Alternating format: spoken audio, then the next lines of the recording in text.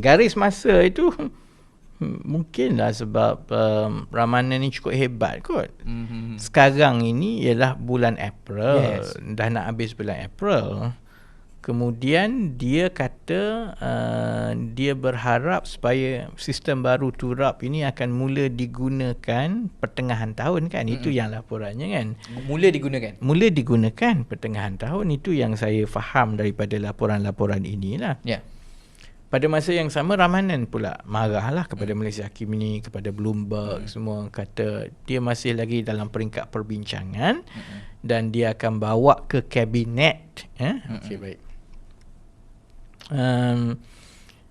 Dia ada banyak isu lah kan, dan bila nama Steven Sim itu disebut kan, maksudnya kalau tengok kepada laporan Bloomberg, perkara ini telah pun diwar-warkan bulan Julai 2025 semasa Steven Sim menjadi Menteri Kesuma lah. Jadi memang logik lah kalau Steven Sim sedia maklum mengenai cadangan ini kan. Tapi dia banyak persoalan-persoalan ini yang perlu dijawab dan saya harap lah Steven Sim perlu jawab. Kerana soal dia menteri itu satu hal, tapi dia juga soal DAP, soal PA, soal rekod dia sebagai Menteri Kesuma sebelum inilah kan. Baiknya contohnya kan, pada pemahaman saya lah, sistem FWCMS ini, Foreign Workers Centralized Management System ini, kerajaan telah pun bagi kontrak itu dan juga kelulusan kepada Kesuma untuk menggunakannya semasa Steven Sim menjadi Menteri Kesuma lah tahun 2024 macam tu, akhir 2024 macam tu lah. Dan seingat saya ia perlu digunakan sampai 2032, 6 tahun saya ingat. 6 tahun 2030 lah mungkin, maksudnya dalam 6 tahun itu yang dilaporkan. Jadi kalau, dan perjanjian itu baru saja ditandatangani tahun 2024. Kemudian Julai 2025 dah ada sistem baru.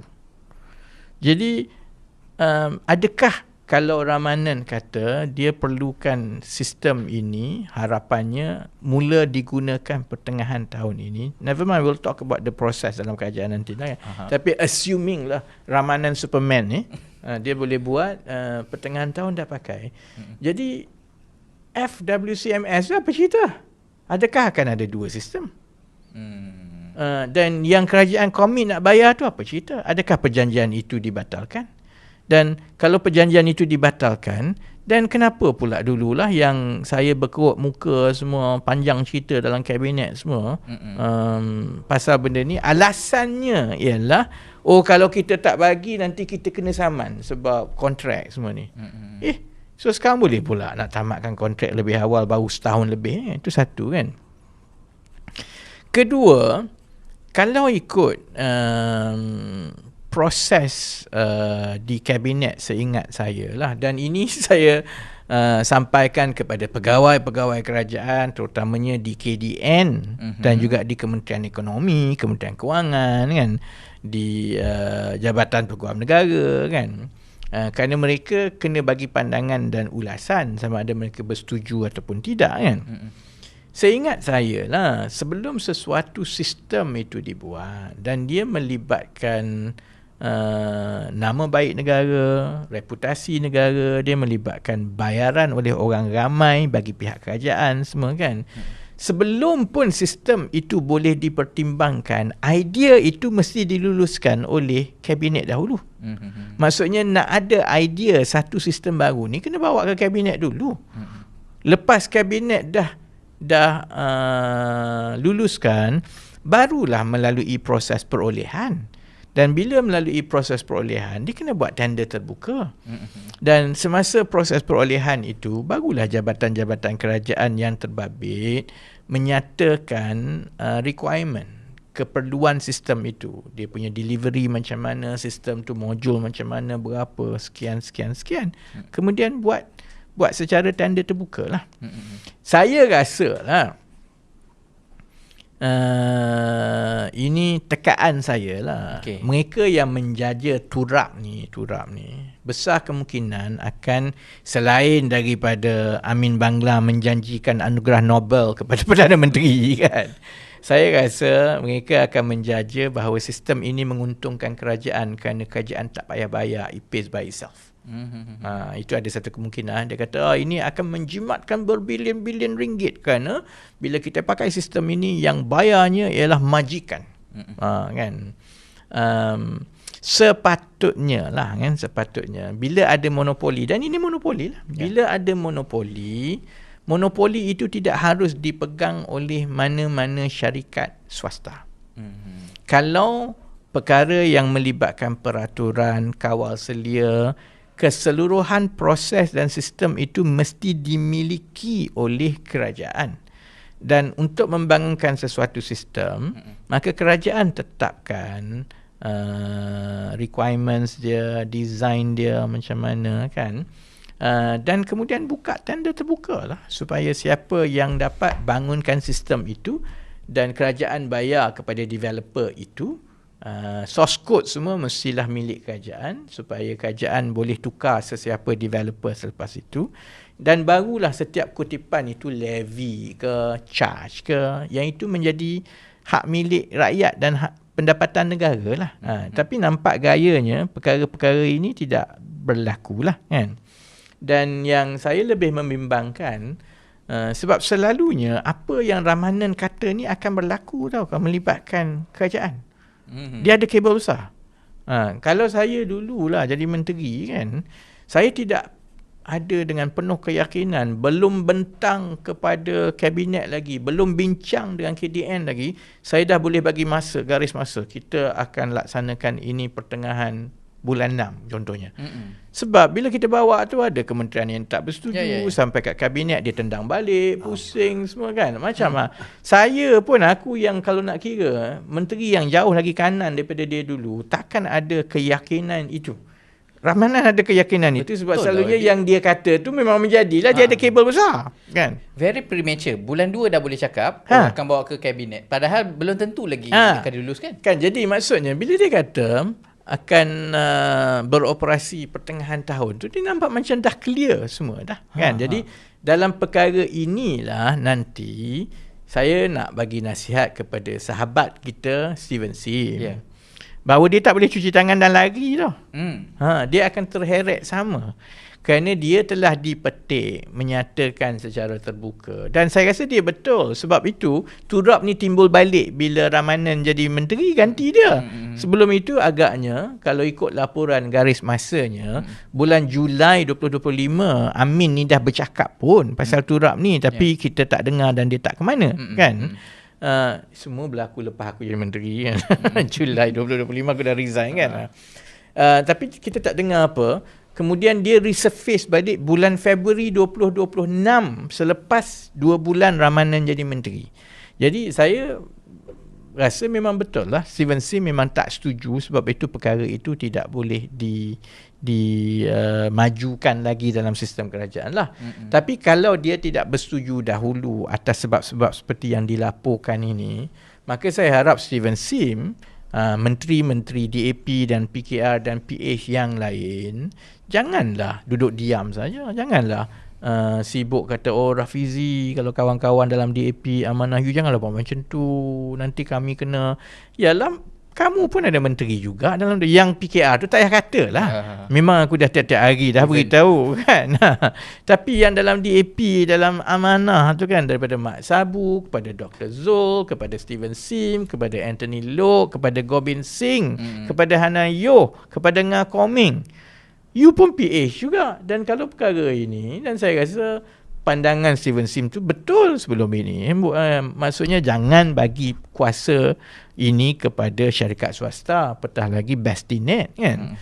Jadi bila ia dibawa oleh Ramanan nanti, janganlah jadi macam tuntutan RCI kepada mafia korporat. Kami dah sebut tapi okeylah. Kan? Yang sepatutnya menjadi ialah kayu ukur yang lebih baik ialah macam mana kita berhasrat untuk membaiki keadaan dan masalah-masalah besar negara dengan idea-idea. Yang itu sebab kalau setakat nak cari yang performative ni senang lah. Tapi masalahnya, ni nak kembali kepada NETA lah ni kan. Masalahnya Malaysia tak suka orang macam itu. Malaysia suka performative politics, dan dia semakin menjadi-jadi. Sebab itu saya contohnya agak tidak selesa kalau pergi buat konten marah-marah orang pegawai semua. Saya juga tak suka. Kalau menjatuhkan aib dia, kenapa nak? Kononnya akulah wakil rakyat. Kononnya. Kan, macam maaf lah ya, yang lain yang dengar tu. Saya tak suka. Sebab bagi saya, kalau saya berada di dalam kedudukan pegawai-pegawai itu, apa hak kamu untuk kamu maki hamun aku dan memalukan aku di seluruh Malaysia? You know, you have your job, I have my job. Kalau ada benda yang saya tak betul buat, saya telefon, you beritahu ke I lah dengan cara baik. Jangan jadikan aku bahan konten. Okey, baik. Sebab itu, walaupun cerita pasal NETA ni dah dibuat seawal Julai 2023, dan banyak sekarang ni yang orang tanya pasal krisis tenaga, semua ini banyaknya telah dijawab pun di dalam NETA perancangannya. Tapi orang kita memang tak nak ambil tahu lah. Sebab dia bukan performative, dia substantif. Kan? Dan bila perkara itu substantif, masalahnya dia banyak perkara-perkara yang mencabar status quo lah, mencabar amalan kita sebagai sebuah negara, sebagai sebuah masyarakat. Contoh yang paling baik saya sebut tadi ialah pasal pergantungan dan ketagihan kepada minyak yang murah. Cuba cakap kat orang, sebenarnya berapa tahun sangat lagi kita boleh berangan-angan untuk beli minyak RM2 ni. Hanya di Malaysia je kot yang sebenarnya air mineral lagi mahal daripada minyak. Orang kita pernah fikir tak? Di mana logiknya air mineral lagi mahal daripada minyak? Jadi sebab itu wang yang sepatutnya digunakan untuk perkara lain, maka kita gunakan untuk minyak lah contohnya kan. Ahli politik sebab banyaknya performatif, dia tak nak sebut perkara itu kerana nanti kena maki. Dan kalah. Dan dia takut kalah lah kan. Baik.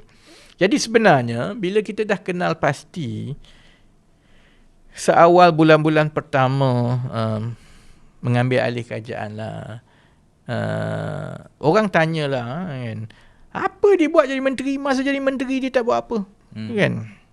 Sebab dia ingat, aku mungkinlah dia ingat jenis yang, saya tabur duit. Saya umumkan, saya bagi cuti 50 hari tambahan, saya bagi bonus itu. Itu performatif. Dia tidak akan senang tabur duit. Dia tidak akan menyelesaikan masalah. Jadi perkara pertama yang saya tengok dulu, tenaga ini ialah blood veins ekonomi. Dia macam darah, blood veins kita kan. Jadi kalau blood veins itu bermasalah, it will dry and suffocate the economy in the future. Kita membina ekonomi negara kita ini dalam tahun 70-an, 80-an, 90-an kan, berasaskan kepada tenaga yang disubsidi gila-gila punya, murah gila. Kan? Jadi sebab itu banyak kilang datang sini lah, sebab kos dia murah kan. Tapi benda tu dah tak boleh kan. Jadi sebab itu kita buat National Energy Transition Roadmap, pelan hala tuju tenaga negara lah kan. Asas itu agak mudah. Pertama, kita tahu bahawa kita akan kehabisan gas. Kita juga tahu bahawa kita tidak lagi boleh menjana tenaga menggunakan arang batu. Kerana kalau kita pakai arang batu, kita dikira sebagai pencemar tenaga. Walaupun kita mungkinlah boleh kata, aku peduli apa kan, aku cemarkan udara, alam sekitar. Masalahnya kita nak eksport barang-barang kita. Dan di dunia, memang negara-negara yang nak beli barang kita ini, kalau kita tidak patuh kepada kualiti alam sekitar dari segi komitmen sifar karbon, maka kita akan dikenakan cukai ataupun syarikat kita akan didiskriminasi. Jadi kita akan mati juga kalau kita nak gunakan karbon, kita nak gunakan arang batu, tapi kita dikira sebagai pencemar alam sekitar. Our products and services and economy will be deemed as uncompetitive in the future. Jadi tak ada pilihan. Itu dah dua tak ada pilihan. kita juga tahu bahawa bila gas kita akan hilang, habis, maka kita akan import gas. Dan bila kita import gas, sekarang 30%, mungkin dalam 10 tahun kita 50% import gas kan. Jadi kalau kita import gas, maka kita akan, bukan saja kita hilang duit lah, ekonomi kita, aliran wang tunai kita tu tinggi, itu akan melemahkan ringgit makin teruk. Tapi yang lebih penting maksudnya, kita tidak ada energy sovereignty. Kita terpaksa mengemis kepada negara lain kan. Dan satu lagi asas yang kita tahu bahawa tak masuk akal Malaysia ni negara yang panas, yang sumber matahari banyak, yang solar potentialnya tinggi, tapi kita antara negara yang tak laju sangat menukar kepada solar. Saya tak tahulah, different people have different view pasal Islam, agama ni kan. Saya ingat that was in 1992, 93 macam itulah. Masa tu arwah Dr. Harun Din. Masa tu zaman-zaman forum perdana kan. Soalan ditanya kepada Harun Din arwah Harun Din kan, pasal bala. Sebab masa itu kecenderungan masyarakat ialah kalau sesuatu berlaku, ini turun bala lah. Dia sama konsep juga kifarah lah. Kalau sesuatu berlaku, ini kifarah semua kan. Masa tu aku ingat aku tingkatan 4, dan aku ingat sampai sekarang tu hujah daripada Harun Din. Dia kata benda tu tak boleh digunakan sebab bila sesuatu yang buruk tu berlaku, kita dengan mudah menghukum itu bala ke kita kifarah kan. Tapi kalau orang yang jahat itu sampai ke sudah dia tak kena, adakah itu bermakna bahawa Allah, janji Allah untuk turunkan bala kifarah semua ni bohong semua? Jadi sebagai contohnya kan, kalau you ambil konteks sekarang kan, before I come to kifarah Kajang Mu semua ni kan, sebab I'm sure penonton semua pun ada yang mengaji agama dalam sikit, yang faham pasal kifarah, pasal bala semua ni kan. Kita ambil contoh yang depan mata kita lah, which is Gaza, Palestin dengan Israel. So since 1946, Gaza ni segala jenis kena berlaku, seksa, kena dera, kena bunuh. Adakah itu bermakna itu kifarah dan bala kepada orang Palestin kan? Because at the end of the day, soal bala kifarah ini ialah the realm of God, it's not us kan. Konteks bala kifarah ini dalam Islam ialah supaya dia jadi reminder kepada kita bila kita ada kedudukan, kita ada sesuatu kan, supaya kita ingat, jangan kita nanyakan orang, kita victimize orang, nanti dapat kifarah. Sama juga kalau kita dapat kemewahan, semua ingatan kepada kita, jangan kita buat apa-apa sebab kesenangan itu juga satu ujian. Ada, it's istidraj kepada kita kan.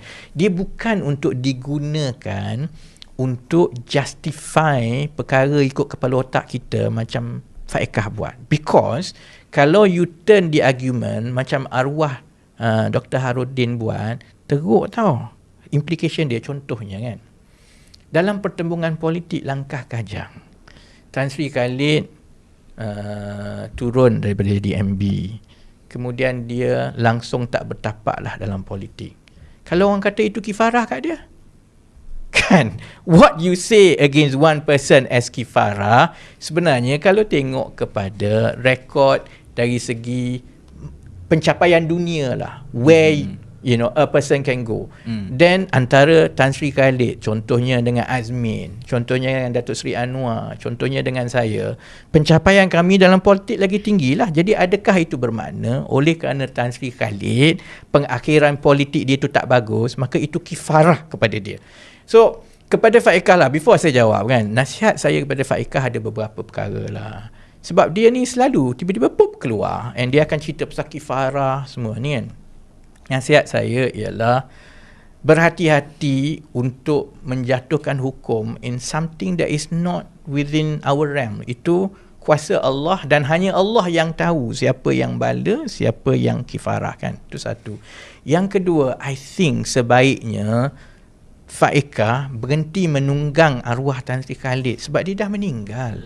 Every time bila media tanya balik, keluarkan balik cerita, bila dibuat komen, then orang akan pergi balik kepada asal usul langkah kajang semua tu, kerana ada beberapa perkara tu tak cantik. Contohnya lah kan, sampai sekarang baik. Dan saya sebab tu saya ni kali pertama tau saya respon sebab Zikri tanya pasal langkah kajang ni, sebab Tan Sri Khalid dah meninggal kan.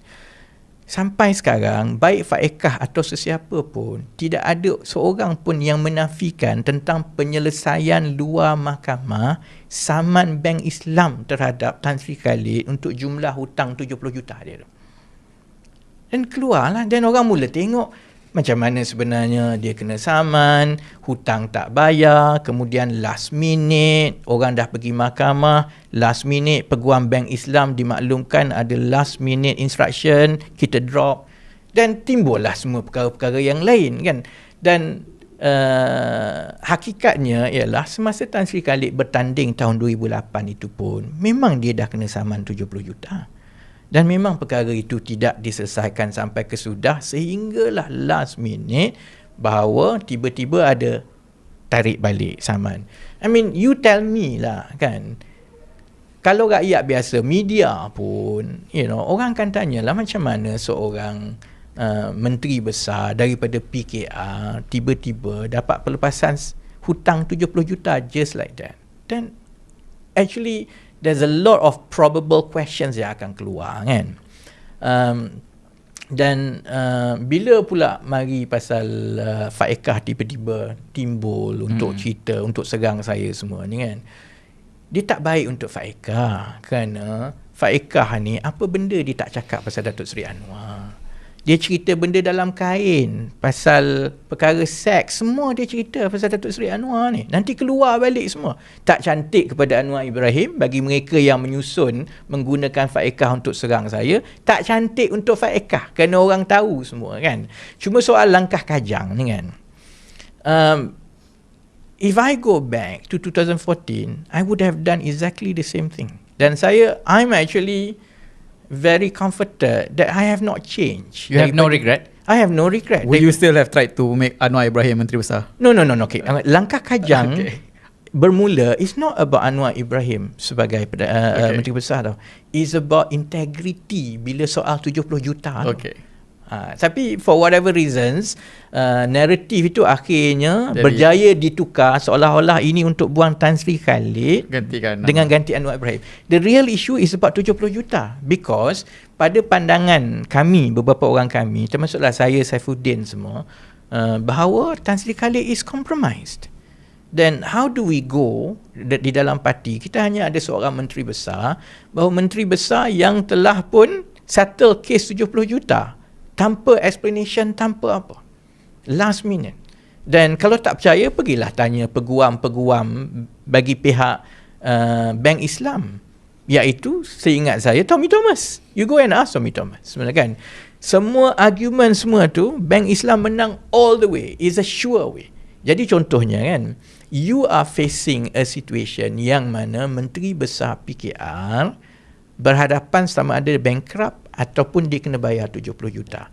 Tapi suddenly benda tu settle. It doesn't happen tanpa faktor-faktor lain. Jadi there is a probable question to ask, kenapa perkara itu berlaku kan. So to me, when I say that I'm comforted, kerana I don't think I have changed. Tahun 2014 soalnya ialah we cannot compromise integrity. Walaupun itu kesian dekat Tan Sri Khalid, but what to do? Samalah macam sekarang. Soal Azam Baki ke, soal Anwar Ibrahim, I have to stand up and terpaksa layan semua dengan segala jenis manusia ni, exactly for the same reason. When it comes to the question of integrity seorang pemimpin kanan, you cannot compromise. Because the moment you compromise, everything else, dan kita sekarang sedang menyaksikannya lah dengan mafia korporat ni kan. Bila ada persoalan pasal integriti Tan Sri Azam Baki, persoalan pasal integrity and collusion dengan PDRM. Kemudian keluar nama Menteri R. Ramanan ambil 9.5 juta. Kemudian keluar pula cerita pasal Farhaj, orang kanan Datuk Seri Anwar, and dia terbabit pula dengan Victor Chin semua. So kalau you ada standard yang berbeza-beza mengenai integrity, hancur negara ni.